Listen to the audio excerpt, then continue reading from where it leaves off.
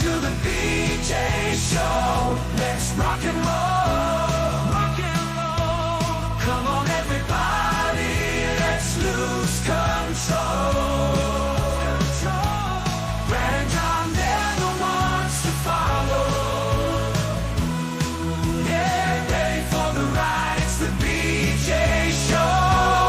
BJ Show. It is the BJ Show. Today's date is January 6th. John Combest, does that date have any kind of special meaning to it to you? Anything that you might remember that happened on January 6th? Brad, I was in the middle of genuflecting in the general direction of the U.S. Capitol. I'm disturbed that you broke my moment of silence. What does that mean? I'm saying a few words of remembrance for the guy with the horns. Wasn't it like a Viking helmet or something? Yeah, it's a crazy weird thing. I mean, and it was funny because when they took his horns off, he was a chrome dome. Remember that? He didn't have any hair. Oh, I didn't remember that. Oh, yeah. Why? He should have gone to Hans Wyman like you did. He should have gone to Hans. Yeah. Hard to believe that was 5 years ago today. Can you believe that? Yeah, I mean, the mainstream media only brings it up 407 times Yes. every day, so it's easy to forget. Yes, easy to forget. That is the voice of John Combest. He's a guy that puts together this incredible website every single day, puts together all the things you need to know about the goings-on in the state of Missouri. Years ago, Shelley Barr came back from a Chamber of Commerce luncheon, and she said, hey, we learned about this great new website. And, well, actually it wasn't new, but she said, it's a great new website, and if you want to know what's going on in Missouri politics, what's going across the state, all the different things, all you do is go to johncombest.com. And you know what my response was? Who the heck is John Combest? I said, who the hell is John Combest? Oh, language, Brad, language. And then a few years later, I actually met John Combest. Matter of fact, Shelley and I had lunch with John Combest. And now, guess what? John Combest is on the show doing this. Now, what do we do, John? We start this show off with who? Who's the guy that we started off with? I'm Casey Kasem. I'm Casey Kasem. And what does he do, John? He counts down the number 3 stories. In third place, the first story is brought to us today by KMOV St. Louis. They rebranded, as First Alert 4 via their reporter Cameron Bopp. He was a famous chef. People would come in and say, Bopp. That's how Hanson got their start. Headline from Cameron Bopp.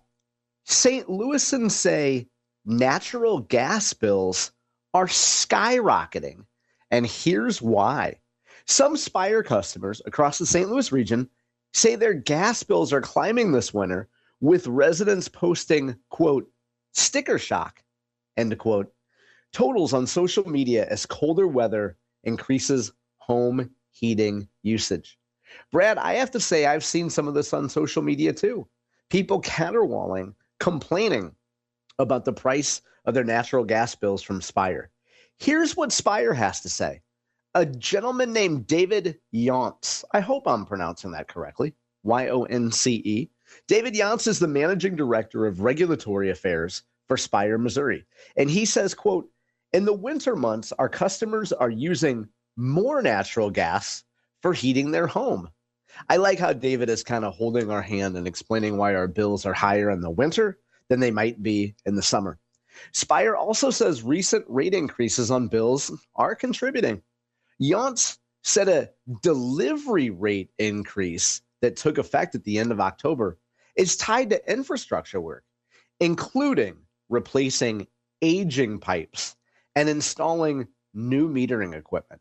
He said a separate adjustment tied to the cost of natural gas took effect at the end of November. Now, I'll cut to the chase, Brad. At the end of the story, Cameron Bopp points out the fact that Spire, like every other utility, has a program by which if the bills are mounting up and it's getting to be a little too much at this time of year, you can reach out to them. You can contact them about a payment plan. I know a lot of geriatric people do like a thing where it evens out the price of your Ameren bill or your Spire bill or whatever bill so that you don't have these big spikes at different time of year. I guess, though, I have to say, we can't be surprised at rate increases because it seems like every so often these utilities go to the Missouri Public Service Commission, and God bless them, the Missouri Public Service Commission says, sure, you could get a rate increase, and we pay more in our bills. Don't you think that's the way it goes, Brad? John, what we need is we need Bill Eigel to take care of matters of stuff like that. He's always talking about getting rid of the personal property tax. We need him to go down and we need him to take over the Missouri Public Service Commission, just like we did with that guy from, I was going to say Nicaragua, but I messed up again, Venezuela. We just need to go down into Jefferson City, and Bill Eigel needs to drive into town and say, okay, you Public Service Commissioner guys, I'm putting you in a Black Hawk helicopter and I'm shipping you to someplace in the state of Missouri where you'll never see the light of day again. And he come in and the Public Service Commission headed, and then when the utilities come in and they say, can we get a rate increase? No. As a matter of fact, you need to cut rates by 20% right away. That's what we need, John, don't you think? I think, first of all, I agree with you wholeheartedly. And I think a good compromise would be moving the Public Service Commission offices to the village of Three Creeks. There we go. Hey, and by the way, and then nobody could find it because now there's not a chick in the Warren County Assessor's office to flirt with you and give you a map. So nobody's going to be able to find it. By the way, John, do you know? Guess what? My Spire rates haven't moved at all. My bill is the same every month because you know why? Why is that, Brad? I don't have Spire because after their attorney F-bombed me in court, I said to myself, I will never, ever do business with this company again. And not only did I convert all my places, my at the time, my 2 different studios we had to electric heat. I also had a couple of my family members did the same thing. I go, you know what? They're an evil company. They F-bomb me in court. And they go, okay. So they lost 4 customers. So it's amazing. And for folks who don't know, you probably remember these headlines from 20 years ago. Union Electric actually went out of business because a whole 4 customers left their system. No. Spire went out of business because Union Electric, because I started using more. I'm sorry. I meant Laclede Gas. I'm sorry, Brad. Laclede Gas. It was the Laclede Gas. And Brad, remind listeners who don't remember that story, who, for their sake, gosh, I hope they don't remember you telling the story. How many years ago did that happen, Brad? I think like 20 years ago. I mean, and so people at Spire are now paying for the sins of something that a contract attorney said offhand, allegedly in a courtroom 20 years ago. Well, no, he did say that to me. But the interesting part of this is that also their guy that made the great comment, what was the guy's name? Was the spokesperson? Oh, Mr. Yantz. So he instilled that knowledge in us that, gee, the reason we might be using our rates, our bills are higher in the winter is because of the fact that, it's colder outside. Thank you, Mr. Yantz. Now, in his defense, a lot of times people that complain about bills, maybe they don't step outside, maybe they don't own a calendar. I guess. Well, in defense of me going to court against Laclede Gas, this is a problem. At my house, we had an issue where the gas meter was leaking, and it was leaking not on the supply side, but on the metered side. So in other words, outside it was leaking, and we had this happen several times, and the guy would come out and tighten up the fittings and a whole bit, and it would still leak. And so in other words, the gas was going through the meter, but then part of it was going out into the atmosphere. It wasn't going into our home, but it was going out into the atmosphere. And in the winter or in the summer, we had an electric. Everything in the house was electric except for the heat. We had electric water heater, electric stove, and the whole bit. So we had no use for gas in the summer. But yet I was getting like $70 and $80 bills in the summer, and I kept saying, "God, I didn't use any gas." And then let's cut to the chase. In the next 60 seconds, can you tell the story and wrap it up? What happened? You go to court, and what happens? They sued me. I went to court. The attorney he wasn't a Laclede Gas attorney, but some matter of fact, contract attorney that has nothing to do with the company except for the fact he represents them in court. Go ahead. Right. He was from the law firm of Dewey, Cheatham and Howe. And after they went through the docket, if you've been to court, you know the routine. They go through docket, then they go into recess, and then they try to cut deals. He came out in the hall and tried to cut a deal with me. I explained him my problem, and he F-bombed me. He says, "I don't give a F. What happened? Oh, pay the effing bill." He said that. I swear to God he said that to me. And I'm going like, okay, dude, let's have some fun. And I told him right, I said, I'm done. I said, no more Laclede Gas. And I never did it again. And to the point where... Well, you really showed them, Brad.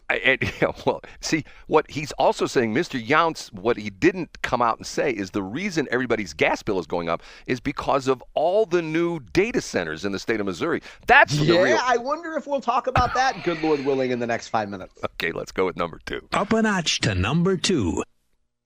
A compelling visual on television news. You know, there is still television news in St. Louis. Channel 4 brought us a story from Maryland Heights. The reporter Kimberly Donahue. Police break up large teen gathering at Maryland Heights Dave and Buster's. You say, John, this doesn't seem like the kind of story you would find on johncombest.com. You're always lecturing about how you only link to stuff about state government and federal officials in D.C. Well, you're right. But there is an element that could tie to the Missouri legislature. We'll get to that in just a second. A gathering of young people, prompted police response at Dave and Buster's in Maryland Heights Saturday night. A woman was there with her boyfriend, her daughter, another couple were there. She says, quote, 15 to 20 kids come to the booth next to us. One had a baseball bat. The situation escalated about an hour after this woman's family arrived. The business took action. Apparently, hooligans inside the store were making, inside the establishment, were making a ruckus, were disturbing paid patrons who actually went there to spend money and have a good time.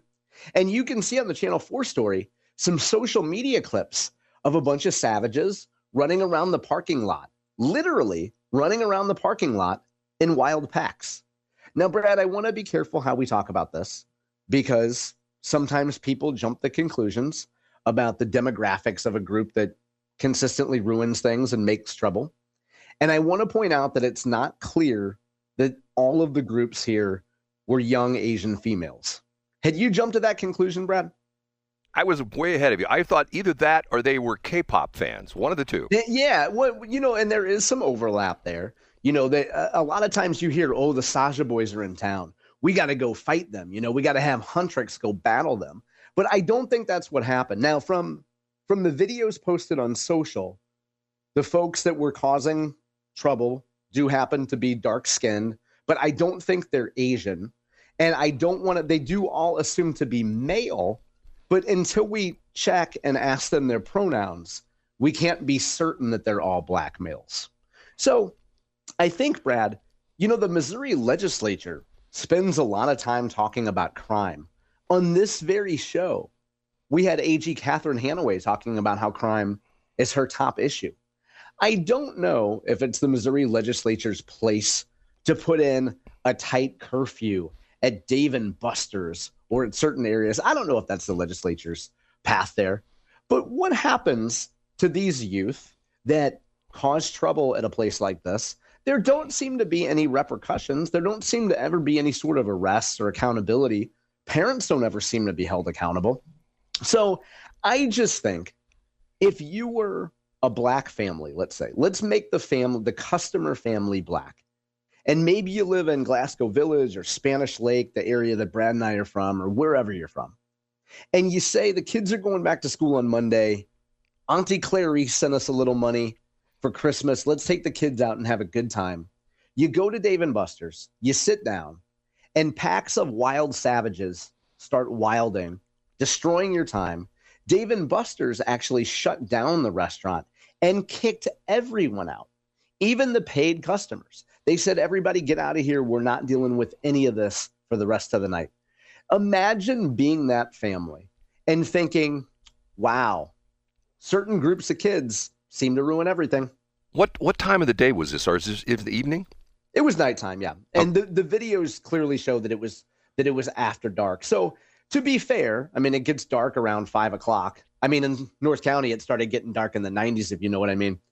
But it starts getting dark now around like 5 o'clock. So it was at least, I don't think it was curfew time though, Brad. So in other words, I don't think it was, midnight and these packs of young savages were running around causing trouble. Did they arrest anybody? No, I don't think that there were any arrests here. Maryland Heights said they responded to the police. Police said there were no arrests, and the crowd dispersed shortly after officers arrived. Man, I don't understand. And, have you ever gone to Dave & Buster's? I have, yeah. I have. It's been a while since I've been, sure. Yeah, I probably was there. Last time I was there like 10 or 11 years ago. We had a network meeting out there, a networking group that went out from time to time, stuff like that. Nice place. Do you know that used to be? Do you know the history of that? Do you know the story behind that? No, I don't think so. Did you tell us before that it used to be something else? No. It used to be owned by Edison Brothers Shoes. Remember Edison Shoes, the company that went? Oh wow, I didn't know that. No. Yeah, and when they started to go, when the wheels started to fall off of the shoe empire, they started divesting themselves of some of the assets that were still viable, and that was one of them. So that was the whole deal behind that. Isn't that useless knowledge? Don't you like that, John? Yeah, that is good, Brad. And didn't you say that one time you drove by there and there was a fire or something, or am I just imagining that? No. Matter of fact, there was a shooting in the parking lot not too long ago there, a couple years ago. So they chased some guy. Well, that was you and your K-pop demon hunters crowd there, Brad. That's right. We ready for number one? Yeah, give it to me. The number one. Monday, January 5th, it was story number one. And Tuesday, January 6th, it's our number one story. Foristell data center presentation delayed after crowd squeezes officials out of City Hall. You will recall that yesterday we talked about the fact that Foristell was going to have a little bit of a public hearing. Folks were going to get together and vote on whether or not to annex a piece of land that was outside of the city of Foristell. Would Foristell annex it, bring it into the city so that developers could put together a data center? Well, it turns out 60, count them, 60 folks crowded into a room at Foristell City Hall. And guess what?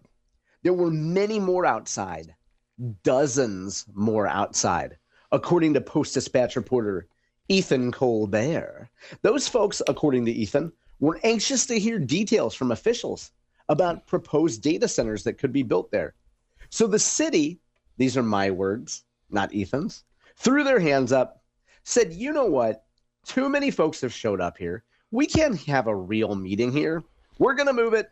We're going to get everybody together once again on January 20th. And we promise we're going to get to a bigger place. I think we're going to go to an elementary school. That way we can facilitate all the people that are interested in this data center. So to summarize, Foristell thought they'd have a few people show up. They had more than a few. And now the meeting has been delayed another 2 weeks to get everybody's voice in. Maybe they should go to Dave & Buster's for the meeting. That's a great idea, Brad. And you could dodge bullets and baseball bats. Okay, first off, I used to drive Highway T all the time. I still do from time to time. And I've actually been pulled over a couple times there by the Foristell Police Department. Nice guys. Didn't get a ticket or anything like that. Because you know why, John? Why is that? I did the perfect traffic stop. Where could you find more information about the perfect traffic stop? Perfecttrafficstop.com. Okay, but what's interesting about it is when you say 60 people, I think the last time I read the population sign for Foristell, I think it was like 280. So like it was That's like pretty good turnout, right? Yes, that would be like in the old TV and radio days, you would say that had what, like a 30 share. Oh yeah. There would be no doubt about that. But here we go again, the NIMBYs. I'm sorry. It just drives me crazy with this, and I am a victim of this because of the fact that in the broadcasting world, man, if somebody wants to put up a new tower, oh my God, it's going to make my It's the end of the world. Well, in their defense, sorry to cut you off, Brad, but in their defense, have you seen what the station KFUO is doing with their towers? Yes. I'd get upset if people wanted to put one up too. Now, let me just, I don't know. I don't want to say correct you, Brad, because I don't think you're wrong here. But I think if I lived in Foristell and somebody was talking about a data center that was anywhere close to me, I would go and show up. And this story, Ethan Colbert's story, doesn't necessarily say that 100% of people who went there were carrying protest signs and were mad about stuff. I would want to know if something was going in across the street from me, at least what it is. I'd want to hear their side of the story. John, I'm sorry, I disagree with you. I think 99.9% of the people were there. We don't want that in our town. Maybe you could be right, Brad. See, the data center guys got this all wrong, because what they should be doing is, here's what they should be doing. They should show up at these meetings and they should go into the parking lot. And, they can pretty much identify who all the protesters are. And they have a pre-printed little form they would put out and they would stick under your windshield wiper. So when you came out of the protest meeting, the little form said, hey, we're XYZ data center company. We're going to build this data center here. And you know what? We would love your support. Fill out this form. Tell us what kind of a new car you would like. And in a week, it'll be in your driveway. Just pay them off as well. Right. And then you would have, much less. I don't know, Brad. I think you need to pay government consultants and spokespeople and elected officials and everything. Even Bill Eigel? No, but you do need to pay Borgmeyer's second cousin. Yeah, you got to pay him because he actually owns the land. That was the deal with the second cousin of Dan Borgmeyer owned some of the property they were going to use. And they go, it's a fix. It's one of his family members. And Dan said, I wouldn't know the guy if he punched me in the nose. Right. And the interesting thing was Dan said that you're an old-time St. Charles person, which he is, you're probably related to, all the old-timers because it used to be, it's like in Washington. In Washington, there's the Stratmans, there's the Eckelkamps, there's the Tobins, there's the, what's the other ones? And in St. Charles, it's the Hemsass, it's the Myers, it's the Borkmeyers, it's the what's the other one? There's a couple other families, Hackmans. They're all like date back. Boscherts. Yeah, the Boscherts. The Boscher towns. Right, Boscherts. Right, all the Boscherts. That's all the old people. Okay. And that's the saddest part about the Cottleville thing. I think you're right about Cottleville, but they all own the golf cart cartel. Yes. And you can't actually get a golf cart unless you pay a little protection money to the Boscher family. Right. Okay. I have a pretty decent top three, but I have a special guest in the C block, and I'm not going to tell you who this special guest is. You are going to be wowed by the fact that I have this special guest in the C block. Wow. Are they running for office, Brad? Can you tell us that? No, they are not running for office. Ooh, interesting. Okay. But, leave it as a surprise, Brad. And I will just put it this way. It's somebody that you know. Oh, wow. Fantastic, Brad. Okay. We're going to take a break. This is the Brad and John Show. I get in trouble because I don't say that enough. Today's date, and I'll finish this segment by saying today's date is January 6th, 2026, 5 years after the infamous Washington, D.C. date. We will take a break.